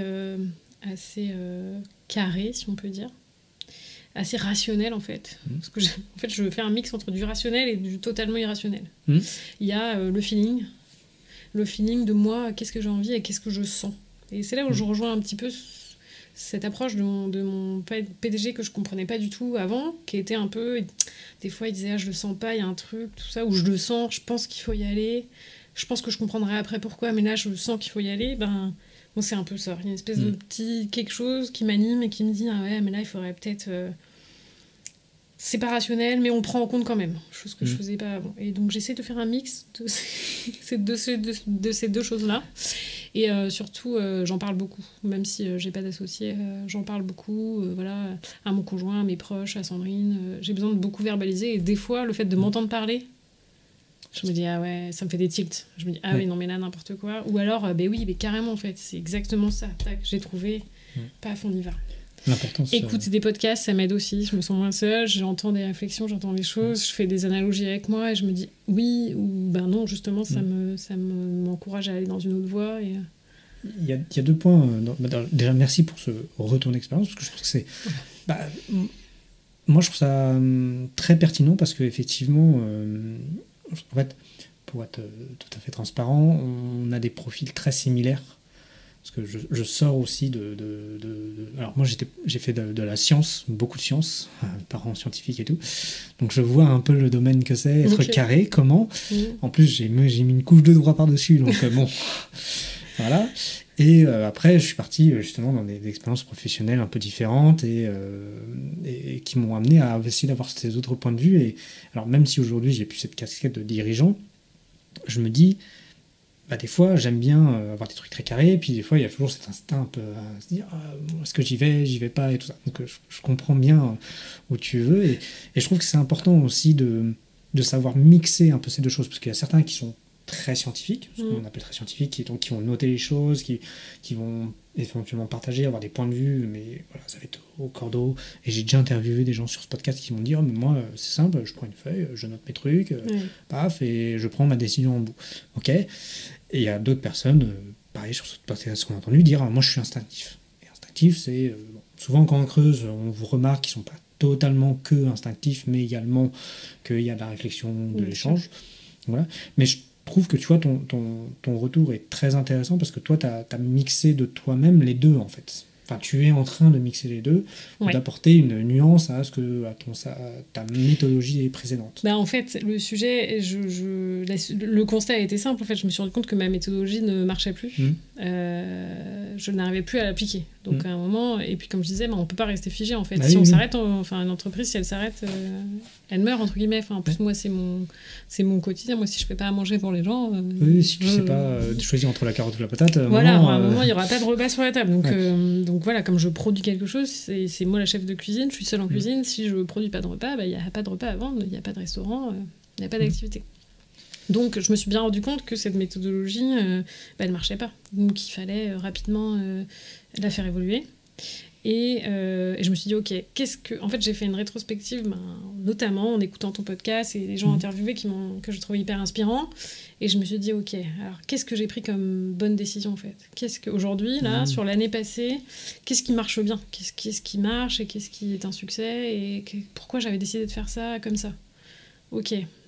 Et voilà, je reprends l'exemple, j'ai recruté ma salariée, on dit que c'est très difficile de recruter dans la restauration, donc c'était vraiment une inquiétude en démarrant, je me dis je vais peut-être démarrer toute seule, et puis en fait il se trouve que mon local est très grand et que c'est pas compatible avec le fait d'être toute seule, je me suis dit ok, je vais essayer de recruter quelqu'un. Ça a été vraiment pas simple pour moi de définir quel profil, comment, combien de temps, enfin bon. Et j'ai rencontré qu'une seule personne en fait. J'ai mis une annonce, j'ai reçu plein de candidatures, j'en ai contacté certains et j'en ai vu qu'une. Et cette première personne que j'ai vue, c'est Sandrine. Et à la fin, je savais que quand elle est partie, je savais que c'était elle que j'allais embaucher. Okay. Et aujourd'hui, je suis à 2000% ravie de l'avoir embauchée. Je me dis, cette décision, je l'ai prise à l'instinct. C'était très factuel, j'ai étudié son CV, elle avait les compétences, je me suis assurée qu'elle avait les compétences que je cherchais, à la fois techniques, de par son métier, elle a toujours travaillé dans la restauration, et de par l'humain. Et je me suis dit, ok, ça va se vérifier à 100% sur la technique. L'humain, je crois que mon instinct me dit que c'est bon. On y va en fait. Et je me suis dit, ok, donc en fait, l'instinct, il est important. J'ai repensé à mon cabinet comptable, pourquoi j'avais mal choisi. En fait, mon instinct, il me disait un truc, mais il me disait, je choisis pas. Donc finalement, il fallait l'écouter. Mais j'ai pas su bien écouter ça. Je me dis, ok, donc l'instinct, ça a plus d'importance que ce que je pensais. Donc la conclusion, ça a été qu'il faut que je me fasse plus confiance. Il faut que je lâche de temps en temps la feuille, le crayon, et que je m'écoute un peu plus, et que je me fasse un peu plus confiance. Et sur le coup, tu sais pas pourquoi, mais avec le recul, tu dis, ah ouais, en fait, oui. C'est là où l'analyse, alors ce qui est un exercice très très difficile, je peux en témoigner, c'est de se poser, comme tu as su le faire et comme tu nous l'expliques là, de se poser, se dire, ok, qu'est-ce qui a bien marché avant et pas, ou en termes de prise de décision, des choses comme ça. Parce que ça, souvent, quand moi je donne des conseils sur la prise de décision, quand ça m'arrive qu'on me demande, c'est un des conseils que je donne, j'en donne deux, c'est de le faire accompagner, donc avoir quelqu'un qui vous sort la tête de l'eau, serait-ce qu'une demi-heure, une heure par mois, mais qui le fait. Et qui va pas prendre des pincettes dans le sens... comme d'autres qui nous connaissent le feraient. Ou parfois les relations, c'est ça que avoir une sphère familiale qui l'accompagne, c'est très bien, ça permet beaucoup d'échanger, tu vois, ce que j'appelle un sparring partner qui permet de discuter, de se dire ok, et c'est là où je trouve qu'on se ressemble aussi pas mal, c'est de se dire, des fois tu parles avec la personne, mais c'est juste pour t'entendre parler et te dire ah ouais, en fait ce que je dis là, je suis pas convaincu, là je suis convaincu. Bon. Mais ça souvent c'est dans le cercle familial, c'est ça. Ou pas, mais ça c'est souvent, et avoir quelqu'un qui, je vais pas te parler de coach parce que c'est pas vraiment un coach, mais c'est quelqu'un qui a un œil extérieur, qui presque connaît le métier mais sans le connaître, et qui peut sortir de l'eau et dire un peu là franchement c'est con ton idée, ça se trouve l'idée est très bonne et elle marchera d'enfer, mais au moins tu as eu un avis un peu brutal qui va te dire et qui va faire réfléchir. Donc ça, premier conseil. Et le deuxième conseil, c'est de prendre un temps pour se dire, et ce que tu as fait, ce que tu as expliqué très bien, c'est qu'est-ce qui a marché là ça fait 1 an que j'ai une expérience, 6 mois, qu'est-ce qui a bien marché? Ça ne veut pas dire que si on répète ce qui a bien marché, ça va remarcher, mais ça permet d'identifier les choses et de se dire, ok, pourquoi ça a bien marché, il y a plein de facteurs et tout ça. Mais c'est ça, des fois on va identifier, en fait, ça a bien marché parce que j'avais fait ça. En fait, on va le refaire, ça a pas marché, on va dire, ah non, mais en fait, c'est pas pour ça que ça a bien marché, mais il y avait d'autres facteurs, donc voilà, on va prendre le temps de... Mais c'est super dur à faire. Pour être honnête, c'est super dur à faire. La première année, pas, j'avais le temps d'y penser pour me dire, j'en ai besoin. Mais dès qu'on peut le faire, il faut le faire. Et c'est là où je te rejoins sur le fait que c'est important d'être accompagné, mais c'est difficile quand on a la tête dans le guidon d'identifier de quoi on a besoin en fait. On a besoin d'un coach, mais en même temps, on a besoin d'un expert de l'activité. Et en même temps, on a un peu besoin d'un psy parce que des fois, on a l'impression de devenir complètement zinzin. Et c'est pas évident. C'est pour ça que moi, j'ai été un peu en difficulté. Je me suis dit, ok, j'ai besoin d'aide. Mais entre le moment où je me suis dit, j'ai besoin d'aide et le moment où j'espère trouver quelqu'un qui va m'accompagner et quelqu'un qui va bien matcher avec moi et qui va vraiment m'accompagner sur la bonne voie, et ben je sais pas combien de temps va s'écouler, quoi. C'est puis là, c'est quelqu'un qu'il faut avoir complètement confiance, ou du moins construire une confiance, parce que souvent, quand tu travailles avec ce genre de personnes, il faut qu'il soit au courant de tout, pour aussi avoir la grande image et pouvoir apprécier, faire un retour un peu parfois plus ou moins acéré. Donc c'est ça. Je peux comprendre. Ok, écoute, merci beaucoup pour tout ce temps-là. Avec plaisir. Dernière question, mais où est-ce qu'on peut te trouver? Parce qu'on parle de Maison Jopie depuis tout à l'heure. Mais... Voilà, donc Maison Jopie, c'est à Bru, c'est place de Bretagne, donc un repère simple, en fait, c'est sur la place du Super U, à Bru. Voilà, on a un restaurant du midi en semaine, et puis on a une activité traiteur pour les particuliers, pour les professionnels. Voilà, si vous avez envie d'organiser un événement, il faut nous contacter. On est présent sur les réseaux sociaux, Instagram et Facebook. Et puis sinon, faut passer nous voir à la boutique. Et je le dis pas parce que tu es en face de moi, parce que je te l'ai déjà dit, mais j'ai non seulement été au restaurant qui est très bon, mais comme je disais, on a testé, j'ai eu le cap de tester en retour de mariage, et j'ai eu des retours dithyrambiques sur la prestation et ce qui a été proposé. Ça, je te l'ai pas dit, mais je crois que tu es venu déposer les choses vers 11h, 10h30, 11h. Les gens ont attaqué vers 11h en tout cas. D'accord, je me rappelle plus exactement de l'horaire, mais voilà, en fin de matinée, aux alentours de 11h, je pense, Et moi, on avait échangé ensemble rapidement quand tu es venu déposer les plateaux. Je suis parti faire 2-3 trucs en disant aux gens commencer. Je suis revenu, une demi-heure plus tard, parce qu'on m'a sûr parti à discuter et ça. La moitié des plateaux avaient disparu. Et on avait pas sous-estimé dans le sens où voilà. Hein. Mais donc ça a été très fortement apprécié. On a eu beaucoup de retours très positifs. Donc je peux que vous encourager à tester. C'est gentil. C'est toujours hyper agréable d'avoir ce type de retour et ça vraiment nous encourage à continuer. Voilà, chaque retour est important, positif ou négatif, pour continuer l'histoire de Maison Jopie. Super. Merci beaucoup, Justine. Merci beaucoup à toi, François. Et puis, je te dis à très vite. À très vite. Hop. Avant de nous quitter, je te propose un petit débrief pour faire le point sur l'épisode d'aujourd'hui. C'est parti. Allez, on est parti pour le débrief. Et aujourd'hui, je vais faire un débrief un peu particulier.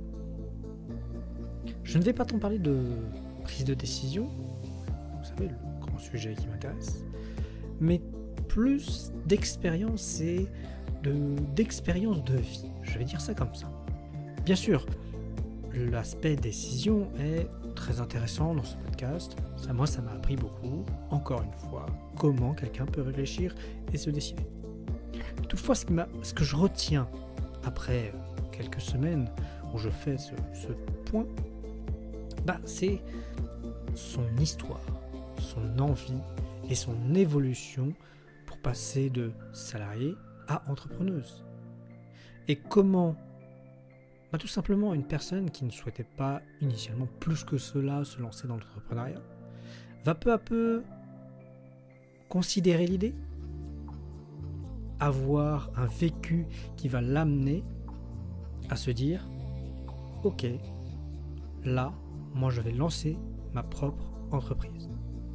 Et en plus, une entreprise qui n'est pas la plus facile. Un restaurant, c'est quelque chose de très engageant, financièrement, humainement. Un vrai challenge.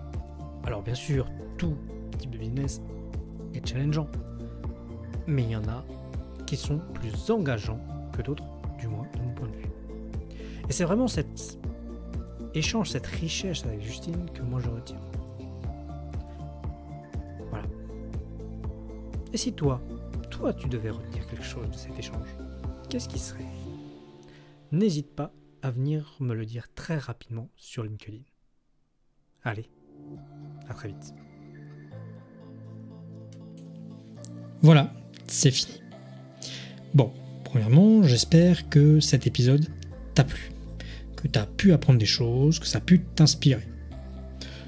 Et bien sûr, si tu as aimé cet épisode, n'hésite pas à le partager, à liker, à le partager, à liker, et tu as compris, à le partager. Ça m'aiderait grandement, en tout cas, si tu le fais, ça serait cool. Voilà, je t'embête pas plus, je te dis à la semaine prochaine pour une nouvelle conversation passionnante.